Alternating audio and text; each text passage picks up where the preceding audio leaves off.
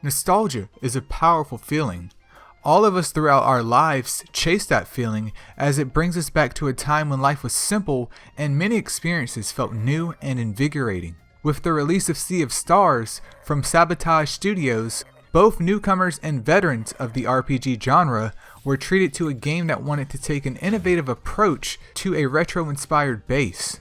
As one of the many people who supported this game via Kickstarter back in 2020, just from the screenshots alone, I knew this game was going to have potential. Naturally, that diminished over time due to a few delays in its production. Sabotage Studios did end up delivering as promised. So with that being said, I want you to join me as I share my thoughts about this game to answer the most important question of all. Is Sea of Stars worth it? To properly answer that question, I will be assessing the gameplay, the story, the graphics, and its replayability. Side note, I will also try to make this as spoiler-free as possible, so let us begin. Right off the bat, let us start with the gameplay. As an Advent RPG fan, I find gameplay to be the most important aspect of the genre. It is what keeps me as a player hooked from the very beginning as the plot of the game slowly starts to unravel. Sea of Stars operates on a traditional turn-based system for its combat, which happens in real time, meaning there are no screen transitions. You can have up to 3 party members on the screen at any given time, but can switch out one for another whenever desired. The basic combat loop of this game consists of a mixture of normal attacks and magic-based ones, with special moves mixed in as needed. Normal attacks usually consist of a single hit, but if the player times that hit correctly, they are rewarded with an additional hit. These hits in particular produce mana droplets, which can then be used in the following turn to power up any move the player desires.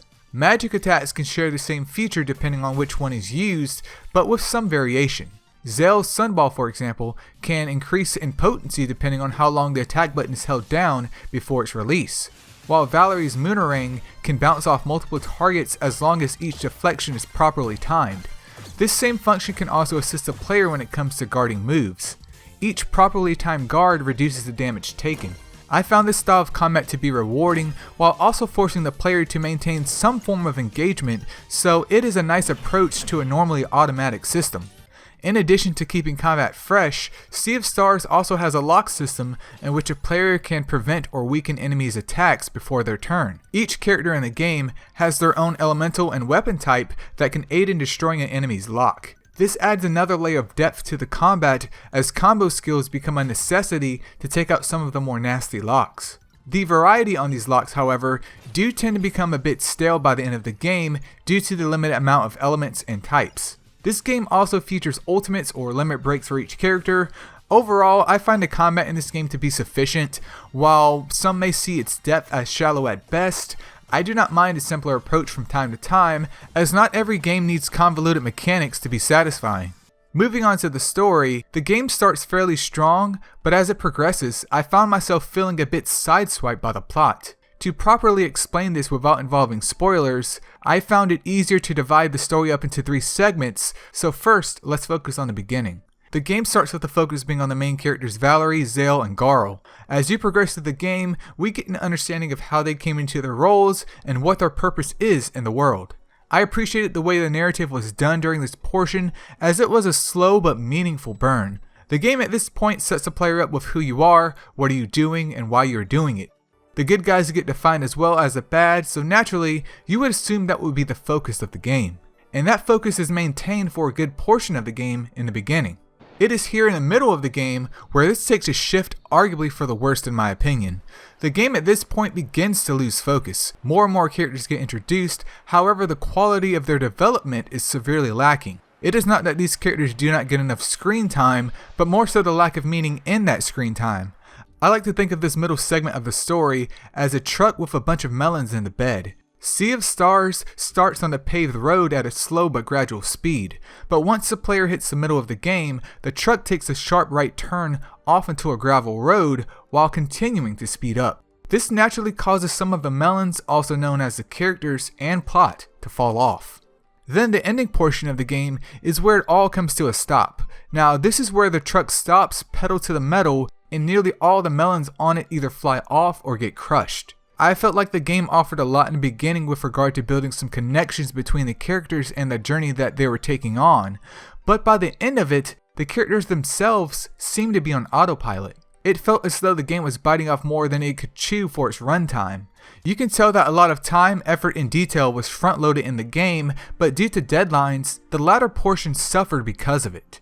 This is nothing new in the RPG genre, as many games are either too ambitious or go on forever with little to no meaning behind them other than padding out their play length. I am not saying the story of Sea of Stars is terrible, but it is not remarkable either. It is average, and for its duration, I am okay with that.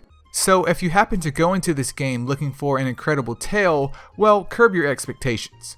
I honestly believe the story in this game would have been fine if it focused on the characters introduced in the beginning and nothing more. But with that being said, it is also important to realize that this is an indie title, and correct me if I'm wrong, but also Sabotage Studios' first RPG, so I am fine with what was provided. Well, most of it. I did find the true ending of the game to not be worth the effort unless you truly enjoy this game. By truly enjoy, I mean truly. I will say that I'm not a fan of games that lock endings behind meticulous requirements, as they are never worth it. FFX2. But let's keep this boat chugging along. When it comes to the graphics, I know it's pixel art, but damn does it look amazing. Every character has their distinct look and mannerisms when it comes to movement and combat. While the regular enemies look whimsical at times, the bosses and their appearance always deliver. There were some points in the game where I just stood there and took it all in. Even though your characters may be idle, the world around them keeps on moving. I especially appreciate the use of warm tones used in the dungeons depending on the light sources. If there is one thing that this game gets right, it's ambience. Areas that are normally bland or uncreative feel almost cozy, like a warm summer night. This is important to point out, as a consumer can play any game they want. Why would they choose to play this 2D top-down retro-inspired one? Well, a good reason is as I just described. The art style is consistent throughout, and it looks amazing on any size screen. This game serves as a good reminder of how a stylistic look will always age better than one focused on raw graphical power. With that out of the way though, let me also talk about its replayability. In my mind, a good game is a good game. Therefore, it doesn't matter if I play it today, tomorrow, or 10 years from now. The game will always be that. When it comes to Sea of Stars, however, I am on the fence about wanting to replay it in the future, at least for now. I believe the reason for my fence sitting is due to the true ending. It was not just a true ending itself, but the requirements that had to be completed to obtain it. It just left me feeling burnt out by the end of the game, and the additional cutscenes were not enough to justify the effort. Now, I would certainly see myself replaying this game in the not so distant future if I had just stopped at the normal ending, as even though it was lackluster, it left me craving more. So at its core, I would say that this game does have replay value, and with the addition of the relics, a new run could be even more challenging than the initial.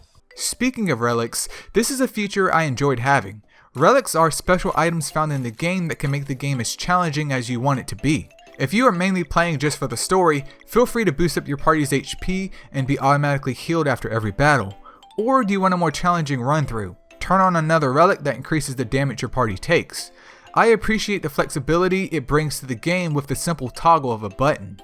This is something that was also done in Bravely Default back on the 3DS via the encounter slider, and I wish more games were open to options like these. Before I wrap this up here, there is one other thing I wanted to mention that bothered me.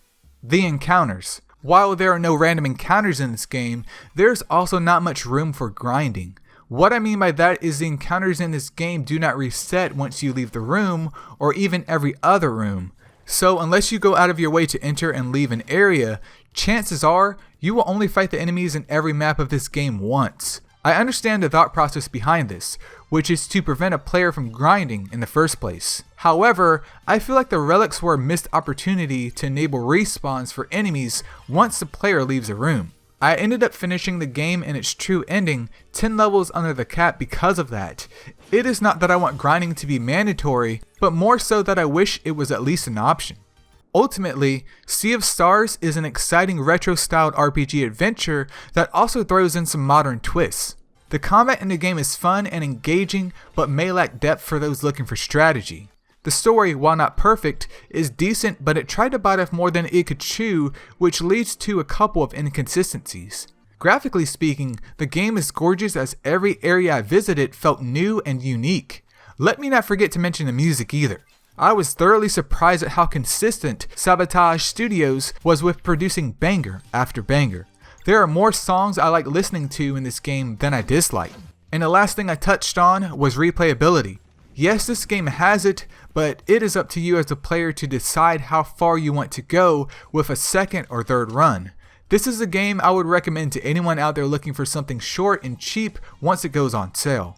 I would even recommend this game to people who are interested in the RPG genre but do not want the time commitment due to its shorter length. I ended up clocking in close to 25 hours during my playthrough, which is about half of a normal JRPG, at least nowadays.